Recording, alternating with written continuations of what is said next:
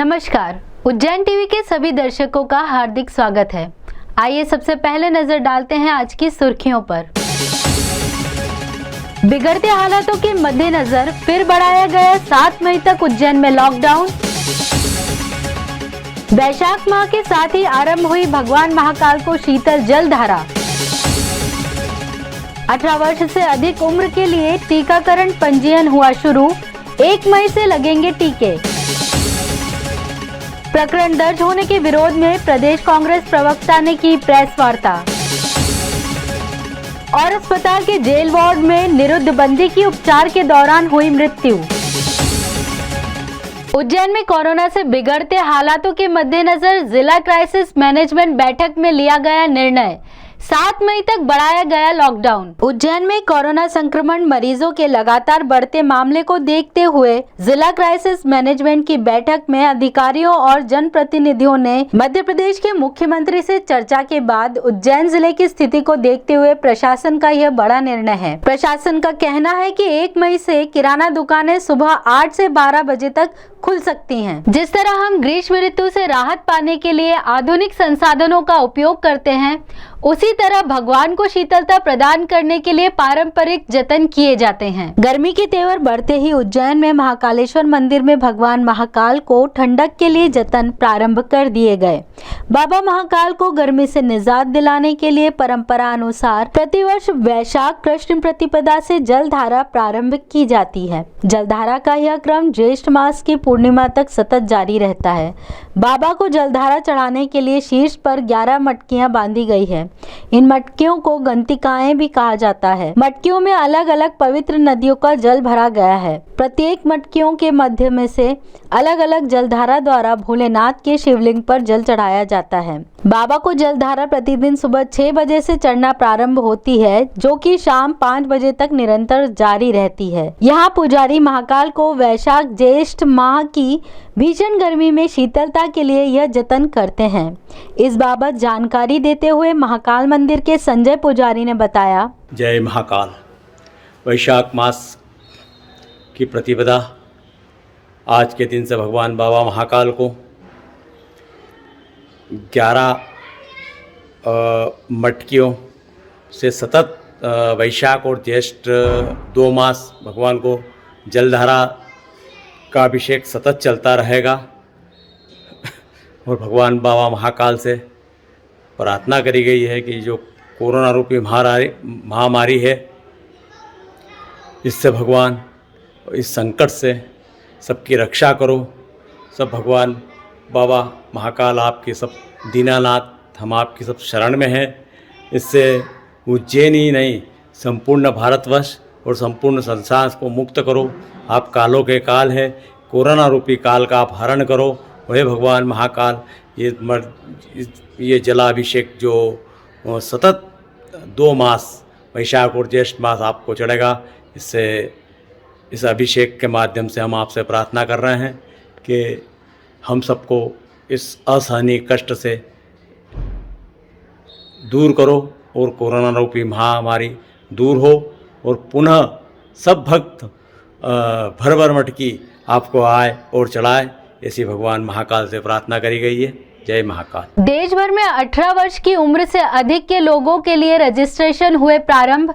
1 मई से लगेगा टीका। देश भर में 1 मई से कोरोना टीकाकरण का अगला चरण शुरू होने जा रहा है। इस शनिवार से 18 साल से 44 साल के लोग भी कोरोना का टीका लगवाने के लिए पात्र होंगे। इससे पहले 45 साल से ऊपर के लोग ही टीका लगवा सकते थे। 18 से 44 की उम्र के लोगों को कोरोना वैक्सीन लगवाने के लिए ऑनलाइन रजिस्ट्रेशन करवाना अनिवार्य है। सरकार ने साफ तौर से कहा है कि इन लोगों को वॉक इन यानी सीधा टीका केंद्रों पर जाकर रजिस्ट्रेशन कराने की सुविधा नहीं मिलेगी। बतौर आधिकारिक सूचना, कोविन, आरोग्य सेतु और उमंग ऐप तीनों प्लेटफॉर्म से शाम 4 बजे से रजिस्ट्रेशन शुरू हो गए। प्रदेश प्रवक्ता नूरी खान की गिरफ्तारी के विरोध में कांग्रेस ने की प्रेस वार्ता और गिरफ्तारी को बताया सरकार की दमनकारी नीति। कोरोना काल में लगाए गए कर्फ्यू का भारतीय जनता पार्टी अपनी नाकामयाबियों को छुपाने के लिए दुरुपयोग कर रही है। कांग्रेस के प्रदेश प्रवक्ता नूरी खान ने भारतीय जनता पार्टी की पक्षपातपूर्ण नीतियों सहित कई बड़े खुलासे की कोशिश की, तो पुलिस ने उन्हें गिरफ्तार कर लिया। इस गिरफ्तारी का विरोध करने के लिए कांग्रेस कार्यालय में पत्रकार वार्ता आयोजित की गई, जिसे पूर्व विधायक डॉक्टर बटुक शंकर जोशी और शहर कांग्रेस अध्यक्ष महेश सोनी ने संबोधित किया। देखिए, जिस तरीके से मुझ पर प्रकरण दर्ज किए गए हैं कि मैंने शासकीय कार्य में बाधा डाली, मैं सरकार से चाहती हूँ कि सीसीटीवी कैमरे खोले जाएं और ये साबित किया जाएगा कि कौन सी गाड़ी मैंने 5 मिनट या 10 मिनट भी रोकी हो, आधा घंटा तो बहुत दूर की बात है। साबित हो जाएगा कि मैं ऑक्सीजन रोकने नहीं बल्कि लोगों को ऑक्सीजन दिलवाने गई थी। सीधी सी बात है कि यहाँ पर लोगों को ऑक्सीजन बेड नहीं मिल रहे हैं, रेमडेसिविर इंजेक्शन नहीं मिल रहे हैं, उसकी कालाबाजारी हो रही है। भाजपा की कोर कमेटी के लोग जो अस्पतालों की प्रमुख कमेटियों में हैं, वो रात को फोन नहीं उठाते हैं। एक आम आदमी इलाज के लिए भटक रहा है, जैसे तैसे करके अस्पताल पहुंचता है तो आयुर्वेदिक स्टूडेंट के हाथ में उसकी जान सौंप दी जाती है। तो एक इंसान, उसे ना एम्बुलेंस मिल रही है, ना अस्पताल पे सीट मिल रही है, और अगर मर जाए खुदा न खास्ता तो उसे शमशान में जगह नहीं मिल रही है। तो कोरोना महामारी भयंकर है या सरकार की रणनीति भयंकर है, ये मुझे समझ में नहीं आता है। इन सब सवालों के साथ आज यहाँ पर पत्रकार वार्ता आयोजित की गई है शहर कांग्रेस कमेटी में, और ये सवाल उठाए गए हैं कि जितनी धाराएं मुझ पे लगी हैं वो सब आरोप निराधार है और असत्य है। जिला चिकित्सालय में भर्ती विचाराधीन कैदी की हुई मृत्यु, अवैध शराब के मामले में हुआ था गिरफ्तार। अनिल पिता विक्रम बंजारा, उम्र 22 वर्ष, निवासी माधवगढ़, विगत 17 अप्रैल को अवैध शराब के मामले में चिंतामण पुलिस के द्वारा गिरफ्तार किया गया था। उक्त विचाराधीन बंदी को 26 अप्रैल को अस्वस्थतावश जिला अस्पताल में भर्ती करवाया गया। इस बंदी का 27 अप्रैल तक भी स्वास्थ्य बेहतर बताया गया था, मगर 27 अप्रैल की रात 10 बजे इसकी मृत्यु होना बताई गई। इस बाबत भैरवगढ़ थाने के पुलिसकर्मी ने जानकारी देते हुए बताया, विजय पिता विक्रम बंजारा, उम्र 22 साल, निवासी माधवगढ़, थाना माधवगढ़ का, केंद्रीय जेल भैरवगढ़ में सजा काट रहा था तथा वहीं पर किस तरह से शांत हुआ ये अभी स्पष्ट रिपोर्ट आने पर मालूम होगा। धार्मिक महत्व के सप्त सागरों में से एक क्षीर सागर हो रहा है बदहाली का शिकार। भक्तों द्वारा डाला जा रहा है निर्माल्य और गंदे पानी से मर रही हैं मछलियां। हिंदी के प्रख्यात कवि मुक्तिबोध की रचनावली में उस दौर के क्षीर सागर का वर्णन है जब क्षीर सागर में एक बड़ी सीमेंट की नाव थी जो 1992 के सिंहस्थ में सफाई के दौरान पाई गई थी। धार्मिक महत्व के सप्त सागरों में से एक शहर के मध्य स्थित क्षीर सागर प्रायः अपेक्षा का शिकार रहता है। अभी भी यही हाल है। क्षीर सागर का पानी इतना गंदा हो गया है कि ऑक्सीजन की कमी से मछलियां इंसानों की तरह मर रही हैं। तो एक तरफ तालाब के आसपास स्थित मंदिरों में आने वाले भक्तगण पूजा सामग्री को भी क्षीर सागर में ही विसर्जित कर देते हैं और वहां पर लगे करोड़ों रुपए के वाटर फाउंटेन लंबे अरसे से बंद हैं। भोला और कालू ने 10 मिनट लड़कर लॉकडाउन में किया सूनी सड़क का उपयोग। जिसके लिए लड़े वह तो निकल गई पतली गली से। जब सुनसान सड़कें इंसानों के लिए किसी काम की नहीं रही तो सांडों ने ही सड़क का इस्तेमाल कर लिया। भोला और कालू लड़ते नहीं, मगर जहां जर जोरू और जमीन हो वहां लड़ाई हो ही जाती है। यह बात अलग है कि भोला और कालू जिसके लिए आपस में भिड़े वह इस तरह से निकल ली मानो कह रही हो तुम्हारी तुम जानो मैं तो चली। चूंकि भोला को जन समर्थन प्राप्त था इसलिए ओम पहलवान और उनके भाई ने कालू को खदेड़ दिया। यह बात अलग है कि छोटे लाल को उनकी पत्नी ले गई कहते हुए तुम्हें का परी है, चलो अपने घर में। लड़ाई भी थम गई, सब अपने अपने ठिकाने चले गए। सड़क फिर कर्फ्यू की बाहों में खो गई। हमारे शहर के कोविड से बिगड़ते हालातों पर नगर के प्रतिष्ठित चिकित्सक दे रहे हैं नगर वासियों को हिदायतें। आइए देखते हैं उनकी। मैं doctor Bharat Jain, director Saurabh high hospital, Bapna tower, शहीद पार्क, उज्जैन। मैं नेत्र चिकित्सक हूँ। मुझे विषय दिया गया है कोविड-19। मैं प्रकाश जी रघुवंशी का आभारी हूँ कि उन्होंने मुझे इस विषय पर बोलने के लिए बुलाया। कोरोना का रोना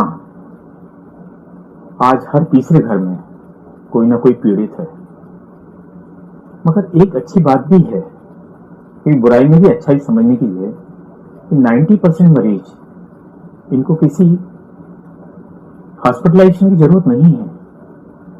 हम उसके लिए भागे नहीं, हम घर पर रहकर भी उसका इलाज कर सकते हैं अपने चिकित्सक के मार्गदर्शन में। 90% मरीजों में कुछ नहीं तो इसके लक्षण ही नहीं आते। कोरोना कब आया और निकल गया और आपको हर्ड इम्यूनिटी दे गया। सबसे बड़ी बात है समझने की कि कोरोना फैलता कैसे है। कोरोना एक वायरस है जो सभी जानते हैं, मगर सबसे ज्यादा बोलने में, छींकने में, खांसने में, इसमें हवा की स्पीड बढ़ जाती है और वायरस करोड़ों की संख्या में निकलते हैं। अगर आपने अच्छे किस्म का कोई मास्क पहना है, सर्जिकल मास्क पहना है, तो 95% कीटाणु जो आपसे दूसरे में ट्रांसमिट हो सकते हैं वो रुक जाएंगे। और सामने वाले ने अगर अच्छा मास्क पहना है, सर्जिकल मास्क पहना है, 3 लेयर मास्क पहना है। What is 3 layer mask? ये मास्क है, इसमें 3 लेयर्स हैं। आप इसको खोल के देखेंगे तो ये 3 लेयर्स दिख रहे हैं। ऐसे ही N95 मास्क, ये काफी थिक होता है और इसकी फिटिंग बहुत अच्छी आती है। इससे हवा चारों तरफ से पास नहीं हो पाती और आपको कीटाणुओं से आप बच जाते हो। ये आपका सुरक्षा कवच है। प्रॉपर मास्किंग, प्रॉपर तरीके से लगाना और प्रॉपर फिटिंग होना, ये आपकी प्रॉपर वैक्सीन है। आप वैक्सीन की डोज तो लेंगे ही, पहला भी और दूसरा भी, मगर मास्क और 6 गज की दूरी आपके लिए अत्यावश्यक है। N95 मास्क आपकी 95% कीटाणुओं को रोक सकता है और अगर दोनों व्यक्ति लगाए हैं तो आप 99% आप सुरक्षित हो सकते हैं।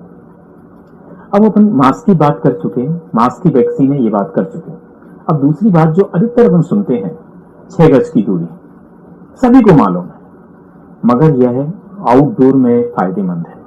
आप कैसे आउटडोर? मतलब आप बाहर मार्केट में हैं, बगीचे में हैं, लोगों के साथ में हैं, तो 2 गज की दूरी, 6 फीट की दूरी आपको जरूरी है।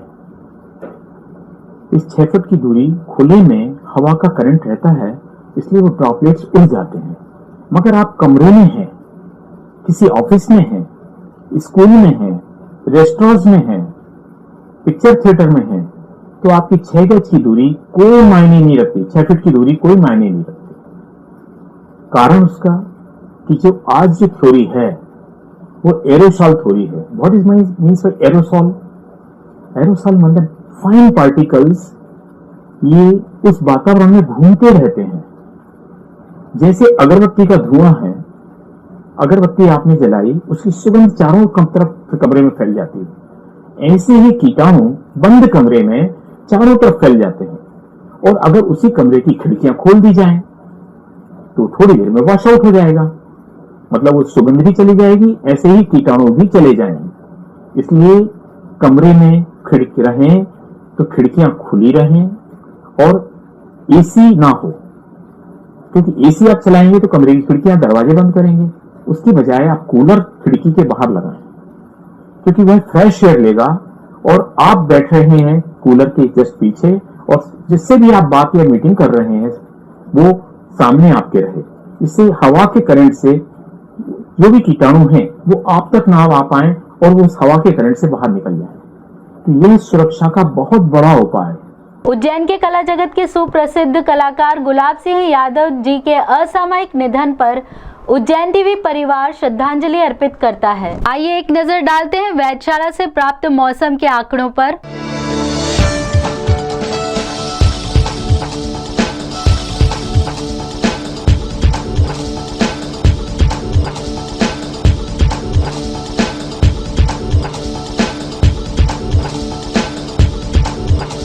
अंत में मुख्य समाचार एक बार फिर। बिगड़ते हालातों के मद्देनजर फिर बढ़ाया गया 7 मई तक उज्जैन में लॉकडाउन। वैशाख माह के साथ ही आरंभ हुई भगवान महाकाल को शीतल जल धारा। 18 वर्ष से अधिक उम्र के लिए टीकाकरण पंजीयन हुआ शुरू, 1 मई से लगेंगे टीके। प्रकरण दर्ज होने के विरोध में प्रदेश कांग्रेस प्रवक्ता ने की प्रेस वार्ता। और अस्पताल के जेल वार्ड में निरुद्ध बंदी की उपचार के दौरान हुई मृत्यु।